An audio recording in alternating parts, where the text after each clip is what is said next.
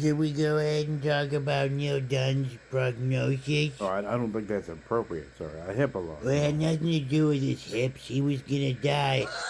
That's right, and with the government health care that we receive, but the people don't, we saved him. Eric calls up. Got a great project in Bali. We've been working on it for a decade. We've got a great project right outside Jakarta. A great golf course that I operate every single day. Incredibly proud of it. It's probably the greatest course in the region. I don't even like to talk to my son. Dad, we're doing great. Do you like Eric? I've never met the president. Think so, right? He's never met me. Who doesn't like Eric?